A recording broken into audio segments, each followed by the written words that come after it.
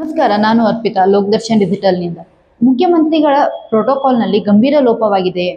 ಬೆಳಗಾವಿ ಡಿಎಚ್ಒಗೆ ಜಿಲ್ಲಾಡಳಿತ show cause notice ಜಾರಿ ಮಾಡಿದೆ. ಏನಿದು ಪ್ರಕರಣ? ಇದರ ಸಂಪೂರ್ಣ ವಿವರ ಇಲ್ಲಿದೆ. ಈ ತಿಂಗಳ 9ನೇ ತಾರೀಕು ಮಾನ್ಯ ಕರ್ನಾಟಕದ ಮುಖ್ಯಮಂತ್ರಿಗಳಾದ ಡಿ.ಕೆ. ಶಿವಕುಮಾರ್ ಸಾಹೇಬರು ಬೆಳಗಾವಿನಲ್ಲಿ ಬೆಳಗಾವಿ ವಿಭಾಗ ಮಟ್ಟದ ಪರಿಶೀಲನಾ ಸಭೆಗೆ ಆಗಮಿಸಿದರು. ಮರು ದಿವಸ 10ನೇ ತಾರೀಕು ಬೆಳಿಗ್ಗೆ DHO ಮತ್ತು ಡಿಸ್ಟ್ರಿಕ್ಟ್ ಸರ್ಜನ್ ಇಬ್ಬರಿಗೆ ನಾವು ಆದೇಶ ಮಾಡಿ ಸರ್ಕಿಟ್ ಹೌಸ್ ಹತ್ರ ಆ್ಯಂಬ್ಯುಲೆನ್ಸ್ ಮತ್ತು ಸಿಬ್ಬಂದಿಗಳು ಹಾಗೂ ಎಲ್ಲ ಔಷಧಿಗಳು ರೆಡಿ ಇಟ್ಕೊಳ್ಳಿಕ್ಕೆ ಏನು ಹೇಳಿದ್ದೀವೋ ಆ ಆದೇಶದ ಪ್ರಕಾರ ಅವರು ಎಲ್ಲ ರೆಡಿ ಮಾಡ್ಕೊಂಡಿದ್ದೀವಿ ಅಂತ ಹೇಳಿದರು.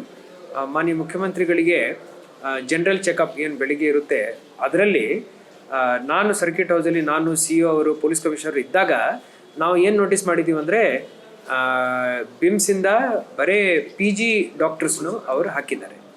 ನಮ್ಮ ಪ್ರಕಾರ ಅದು ಮಾನ್ಯ ಮುಖ್ಯಮಂತ್ರಿಗಳಿಗೆ ಕೊಡುವಂಥ ಪ್ರೋಟೋಕಾಲ್ ಲೆವೆಲ್ ಅಲ್ಲ.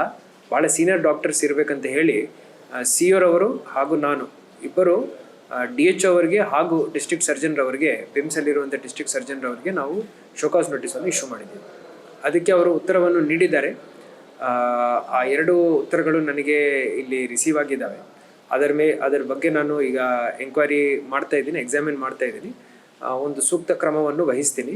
ಈ ರೀತಿಯ ಸಣ್ಣ ಪುಟ್ಟ ಇರಲಿ ದೊಡ್ಡದಿರಲಿ ಪ್ರೋಟೋಕಾಲ್ ಉಲ್ಲಂಘನೆಗಳು ಆಗಬಾರ್ದು.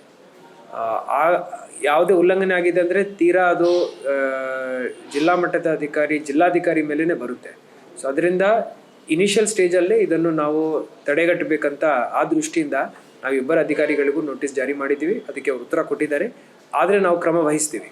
ಅವರು ಸೀನಿಯರ್ ಡಾಕ್ಟರ್ಸ್ನ ಹಾಕಬೇಕಾಗಿತ್ತು, ಅವರು PG ಡಾಕ್ಟರ್ಸ್ನಾಗಿದೆ. PG ಅಂದರೆ ಪೋಸ್ಟ್ ಗ್ರಾಜ್ಯುಯೇಟ್ ಡಾಕ್ಟರ್ಸ್. ಆದರೂ we expected something at a higher level. Thank you. ಸದ್ಯ DHOಗೆ 7 ದಿನಗಳ ಒಳಗೆ ವಿವರಣೆ ನೀಡುವಂತೆ ಸೂಚಿಸಲಾಗಿದ್ದು, ಅವರ ಉತ್ತರದ ಆಧಾರದ ಮೇಲೆ ಜಿಲ್ಲಾಡಳಿತ ಕ್ರಮ ಕೈಗೊಳ್ಳಲಾಗುವುದೆಂದು ತಿಳಿಸಿದೆ. ಇದೇ ರೀತಿ ಹೆಚ್ಚಿನ ಸುದ್ದಿಗಳಿಗಾಗಿ ನೋಡ್ತಾ ಇರಿ ಲೋಕದರ್ಶನ್ ಡಿಜಿಟಲ್.